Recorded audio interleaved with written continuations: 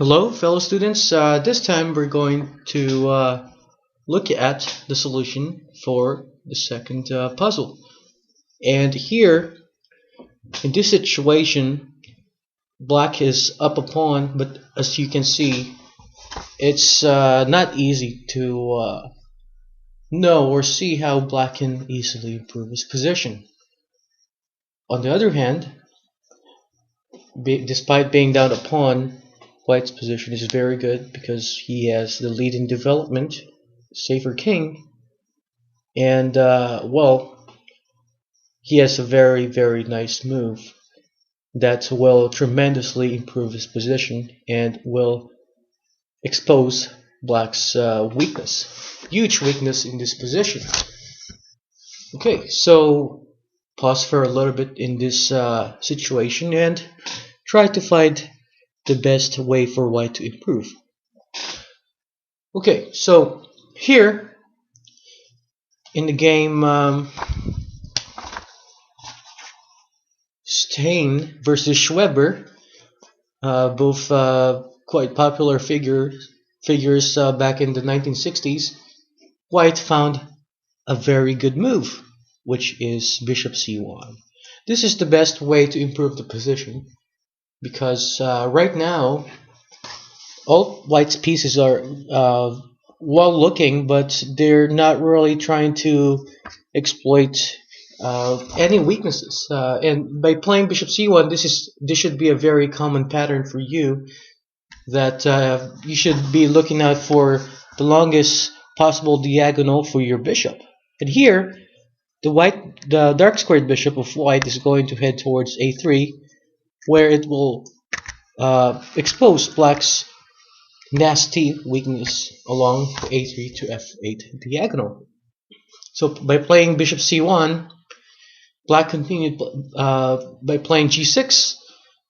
White continued with Bishop A3, and now Black played Knight H7, trying to exchange some pieces. So fundamentally, when your position is cramped, you should try to look for a good way to exchange. So as the attacker or the person with the space advantage, the right move here for White is to play Knight F3. Why Knight F3? The reason why Knight F3 is played is because, once again, look at this knight on H7. That knight isn't doing anything. So if White just retreats the knight to F3, this knight is better off not trading because it doesn't have any future. It can't really go to anywhere productive in the future. Well, this knight, on the other hand, you can probably remaneuver it in different places or different squares, and it has a brighter future in this current position. So by playing Knight F3, Black just played Queen D8. He's probably not quite sure on how he can improve the position because those dark squares are just majorly weak. So after Queen D8, okay, so next question, which pieces of mine aren't doing anything, right? Okay, so a lot of your pieces aren't doing much, but which one is the easiest one to improve? In the game, Queen D2 was played. I do believe that Queen D2 is very good because Queen D2 is trying to take advantage of the dark squares. And at the same time, it's preparing or allowing White to improve his position by moving the rook towards the B file, where in the future maybe White will have some possibilities of sacrificing the rook and controlling and totally dominating the dark squares with the bishop accompanied by the rook towards the 7th rank. Okay, Queen D2, and after Queen D2, Black played a very interesting move, trying to seal in White's possible entrance in the future. And also, since there's no future on the king side, it's not really easy to just simply castle on the king side, because if he castles on the king side, there's a huge possibility that White can easily take advantage of the dark squares around the king by playing Queen H6, possibly playing something like Knight G5 in the future. It's not an easy position for Black. So here he decided to patch up his weaknesses by playing king d7. And after king d7, white continued improving his position. Since this rook isn't doing much here, and there's no bright future on the king side, he decided to put it towards the queen side. Rook fb1. Black decided to play knight f5. It looks like a good square for the knight. And white continued by playing bishop c5. Okay, what's the idea of bishop c5? I'm guessing the idea of bishop c5 is, well, the bishop is well placed here, but by placing it towards the c5, he's attacking two different diagonals. And at the same time, it's giving room for the white queen in the future to go to a3. Well, it will aid the bishop on c5 into controlling the dark squares more.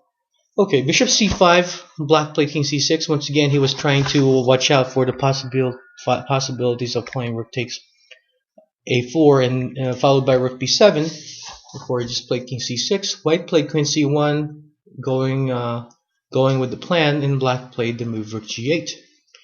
And after rook g8, a very careless move. He was probably not thinking about white's next move. Completely unexpected to him, white surprised him with the move rook takes a4. Black continued with b takes a4, queen a3. As you can see, this takes advantage of black's naked king, the center of the board, which is on c6. And if he's not too careful, he can possibly get checkmated in the future. So after queen a3, black's best response is to defend the pawn on a4 by playing queen a5. And here, white decided to just snap that knight on f5, which forced black to go rook gb8. Why?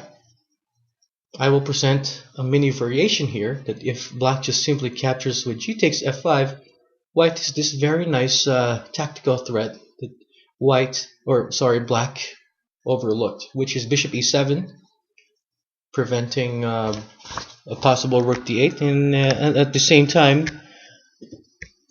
queen d6 is coming. So he completely missed this, which forces black to play rook g d8 anyway. And now here, after rook g d8, bishop captures to rook, of course. Rook takes d8, and now white has a very good way to keep improving his position, getting his rook involved in the game and taking advantage of black's weaknesses. Rook b4, very nice move for white.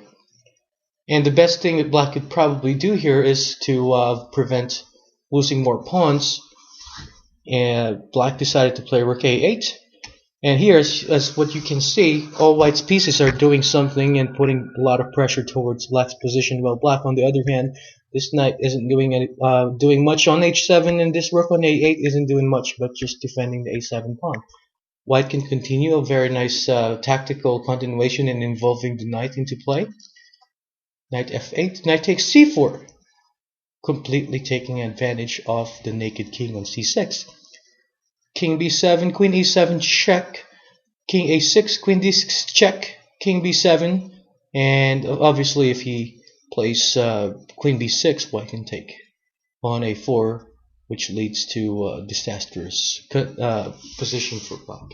So king b7, queen c6 check, even worse, he gets checkmated with queen c8 checkmate. So anyways, back to move 10 after rook gb8. White has a very simple continuation which gives him huge winning possibilities or chances by just capturing on b8, and after rook takes b8, white just simply retreated back the bishop to h3, which leaves him up piece and a very nice control along the dark squares. So compare this position compared to this.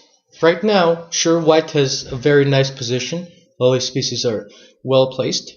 But without taking advantage of your opponent's weaknesses, one can't really make a lot of progress. Therefore, when your position is good, next thing that you should look for is how to create weaknesses or trying to take advantage of your opponent's weaknesses in the position. And this time, the bishop was the one that can take advantage of it. So next time in your games, you should look out for a good way of controlling very long diagonals that will create a lot of headache for your opponent. Well, that's it for puzzle number 2. Hope you got the right answer, and if you didn't, then this will be a new pattern for you. Well, thanks for tuning in, and goodbye.